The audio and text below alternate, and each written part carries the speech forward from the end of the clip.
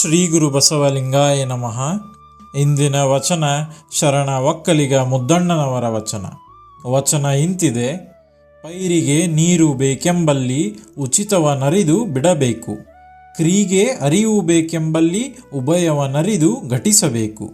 ಏರಿ ಹಿಡಿವನ್ನಕ್ಕ ನೀರ ಹಿಡಿದಡೆ ಸುಖವಲ್ಲದೆ ಮೀರಿದರುಂಟೆ, ಕ್ರಿಯ ಬಿಡಲಿಲ್ಲ ಅರಿವ ಮರೆಯಲಿಲ್ಲ, ಬೆಳೆಯ ಕೊಯ್ದ ಮತ್ತೆ ಹೊಲಕ್ಕೆ ಕಾವಲುಂಟೆ. ಫಲವ ಹೊತ್ತ ಪೈರಿನಂತೆ ಪೈರನೊಳಕೊಂಡ ಫಲದಂತೆ, ಅರಿವು ಆಚರಣೆಯಲ್ಲ ನಿಂದು ಆಚರಣೆ ಅರಿವಿನಲ್ಲಿ ಲೇಪನನಾದ ಮತ್ತೆ, ಕಾಮ ಭೀಮ ಜೀವನದನ ನೊಡೆಯನೆಂಬುದು ಭಾವಿಸಲಿಲ್ಲ. ಶರಣ ಒಕ್ಕಲಿಗ ಮುದ್ದಣ್ಣನವರ ವಚನಾಂಕಿತ ಕಾಮ ಭೀಮ ಜೀವನದನೊಡೆಯ. ಈ ವಚನದಲ್ಲಿ ಶರಣ ಒಕ್ಕಲಿಗ ಮುದ್ದಣ್ಣನವರು ಮನುಷ್ಯ ಹೇಗೆ ಸಹಜವಾಗಿ ದೇವರ ಜೊತೆ ಐಕ್ಯನಾಗಬಹುದು ಎಂದು ಉದಾಹರಣೆಗಳ ಮೂಲಕ ಹೇಳಿದ್ದಾರೆ. ಬನ್ನಿ ಈ ವಚನದ ಅರ್ಥವನ್ನು ನೋಡೋಣ. ಪೈರಿಗೆ ನೀರು ಬೇಕೆಂಬಲ್ಲಿ ಉಚಿತವ ನರಿದು ಬಿಡಬೇಕು. ಇಲ್ಲಿ ಉಚಿತವ ಎಂದರೆ ಸರಿಯಾದ ಮಾರ್ಗ. ಹೊಲದಲ್ಲಿ ಬೆಳೆದ ಬೆಳೆಗೆ ನೀರು ಬೇಕು. ಆ ನೀರು ಸರಿಯಾದ ಸಮಯದಲ್ಲಿ ಮತ್ತು ಸರಿಯಾದ ಪ್ರಮಾಣದಲ್ಲಿ ಇರಬೇಕು. ಬೇಕೆಂದಾಗ ಬೇಕಾದಷ್ಟು ನೀರನ್ನು ಹಾಕಿದರೆ ಬೆಳೆ ನಾಶವಾಗುತ್ತದೆ. ಮುಂದಿನ ಸಾಲು: ಕ್ರಿಗೆ ಅರಿವು ಬೇಕೆಂಬಲ್ಲಿ ಉಭಯವ ನರಿದು ಘಟಿಸಬೇಕು.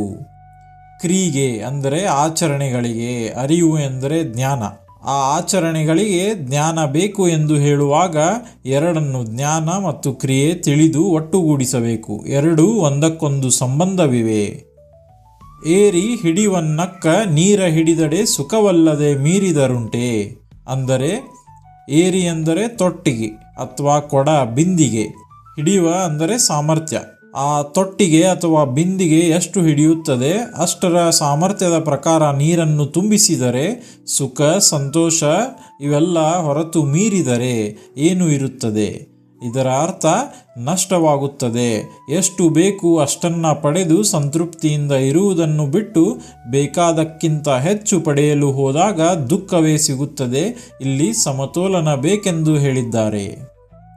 ಕ್ರಿಯೆ ಬಿಡಲಿಲ್ಲ, ಅರಿವ ಮರೆಯಲಿಲ್ಲ. ಕ್ರಿಯೆಯನ್ನು ಬಿಡಲಿಲ್ಲ, ಅರಿವನ್ನು ಮರೆಯಲಿಲ್ಲ. ಕೇವಲ ಜ್ಞಾನ ಇದ್ದರೆ ಸಾಲದು, ಅಥವಾ ಕೇವಲ ಕೆಲಸ ಮಾಡುವ ಆಸಕ್ತಿ ಇದ್ದರೆ ಸಾಲದು. ಎರಡು ಸಮತೋಲನದಲ್ಲಿದ್ದಾಗ ಬರುವ ಪರಿಣಾಮವೇ ಬೇರೆ. ಬೆಳೆಯ ಕೊಯ್ದ ಮತ್ತೆ ಹೊಲಕ್ಕೆ ಕಾವಲುಂಟೆ. ಫಲವ ಹೊತ್ತ ಪೈರಿನಂತೆ ಪೈರನೊಳಕಂಡ ಫಲದಂತೆ. ಬೆಳೆಯನ್ನು ಕೊಯ್ದ ನಂತರ ಹೊಲಕ್ಕೆ ಕಾವಲು ಬೇಕೇ? ಬೇಡ.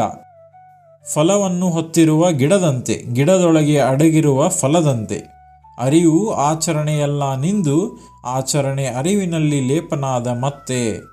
ಅಂದರೆ ಅರಿವು ಆಚರಣೆಗಳೆಲ್ಲವನ್ನು ನಿಲ್ಲಿಸಿ ಆಚರಣೆಯು ಅರಿವಿನಲ್ಲಿ ಲೀನವಾದ ನಂತರ ಕಾಮ ಭೀಮ ಜೀವದನ ನೊಡೆಯನೆಂಬುದು ಭಾವಿಸಲಿಲ್ಲ.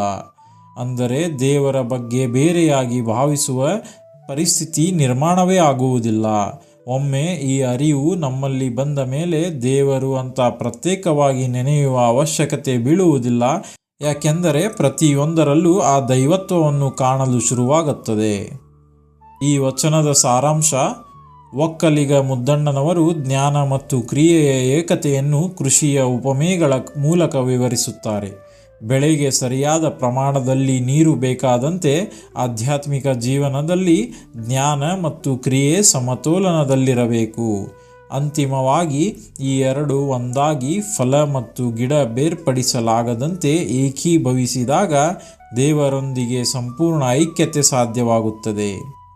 ಕೇವಲ ವಚನಗಳನ್ನು ಓದಿದರೆ ಸಾಲದು, ಇಷ್ಟಲಿಂಗ ಜೊತೆ ದೃಷ್ಟಿಯೋಗನೂ ಅವಶ್ಯಕ.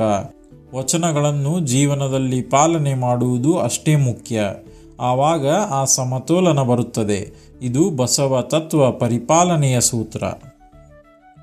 ಇಲ್ಲಿ ಒಂದು ಉದಾಹರಣೆ ನೋಡುವುದಾದರೆ, ಒಬ್ಬ ರೈತ ತನ್ನ ಹೊಲಕ್ಕೆ ನೀರು ಬಿಡುತ್ತಾನೆ. ಅವನು ಬೆಳೆಯ ಬೇಡಿಕೆಯನ್ನು ತಿಳಿದು ಸರಿಯಾದ ಸಮಯದಲ್ಲಿ ಸರಿಯಾದ ಪ್ರಮಾಣದಲ್ಲಿ ನೀರು ಬಿಡುತ್ತಾನೆ. ತುಂಬ ಕಡಿಮೆ ನೀರು ಬಿಟ್ಟರೆ ಬೆಳೆ ಬಾಡುತ್ತದೆ, ತುಂಬ ಹೆಚ್ಚು ಬಿಟ್ಟರೆ ಬೆಳೆ ಕೊಳೆಯುತ್ತದೆ. ಹಾಗೆಯೇ ಆಧ್ಯಾತ್ಮಿಕ ಜೀವನದಲ್ಲಿ ಕೇವಲ ಜ್ಞಾನ ಮಾತ್ರ ಇದ್ದರೆ ಶುಷ್ಕವಾಗುತ್ತದೆ, ಕೇವಲ ಕ್ರಿಯೆ ಮಾತ್ರ ಇದ್ದರೆ ಅಂದವಾಗುತ್ತದೆ. ಎರಡನ್ನೂ ಸಮತೋಲನದಲ್ಲಿ ಬೆಳೆಸಬೇಕು. ಮತ್ತು ಬೆಳೆ ಪಕ್ವವಾದಾಗ ಫಲವು ಗಿಡದಲ್ಲಿ ಸಂಪೂರ್ಣವಾಗಿ ಐಕ್ಯವಾಗುವಂತೆ ಜ್ಞಾನ ಮತ್ತು ಕ್ರಿಯೆ ಒಂದಾಗಿ ಸಾಧಕನು ದೇವರೊಂದಿಗೆ ಐಕ್ಯನಾಗುತ್ತಾನೆ. ಆಗ ಬೆಳೆ ಕೊಯ್ದ ಮೇಲೆ ಹೊಲಕ್ಕೆ ಕಾವಲು ಬೇಡವಾದಂತೆ ಈ ಏಕತೆ ಸಾಧಿಸಿದ ಮೇಲೆ ಪ್ರತ್ಯೇಕವಾಗಿ ದೇವರನ್ನು ಚಿಂತಿಸುವ ಅಗತ್ಯವಿಲ್ಲ. ಎಲ್ಲವೂ ದೇವಮಯವಾಗುತ್ತದೆ. ಈ ವಚನವನ್ನು ಇನ್ನೊಮ್ಮೆ ನೋಡೋಣ. ಪೈರಿಗೆ ನೀರು ಬೇಕೆಂಬಲ್ಲಿ ಉಚಿತವನರಿದು ಬಿಡಬೇಕು. ಕ್ರಿಗೆ ಅರಿವು ಬೇಕೆಂಬಲ್ಲಿ ಉಭಯವನರಿದು ಘಟಿಸಬೇಕು. ಏರಿ ಹಿಡಿವನ್ನಕ್ಕ ನೀರ ಹಿಡಿದಡೆ ಸುಖವಲ್ಲದೆ ಮೀರಿದರುಂಟೆ. ಕ್ರಿಯ ಬಿಡಲಿಲ್ಲ, ಅರಿವ ಮರೆಯಲಿಲ್ಲ. ಬೆಳೆಯ ಕೊಯ್ದ ಮತ್ತೆ ಹೊಲಕ್ಕೆ ಕಾವಲುಂಟೆ. ಫಲವ ಹೊತ್ತ ಪೈರಿನಂತೆ, ಪೈರನೊಳಕೊಂಡ ಫಲದಂತೆ ಅರಿವು ಆಚರಣೆಯಲ್ಲ ನಿಂದು, ಆಚರಣೆ ಅರಿವಿನಲ್ಲಿ ಲೇಪನನಾದ ಮತ್ತೆ ಕಾಮ ಭೀಮ ಜೀವನದನ ನೊಡೆಯನೆಂಬುದು ಭಾವಿಸಲಿಲ್ಲ. ಇನ್ನೊಂದು ವಚನದೊಂದಿಗೆ ಮತ್ತೆ ಸಿಗೋಣ. ಸರ್ವರಿಗೂ ಭಕ್ತಿಯ ಶರಣು ಶರಣಾರ್ಥಿಗಳು.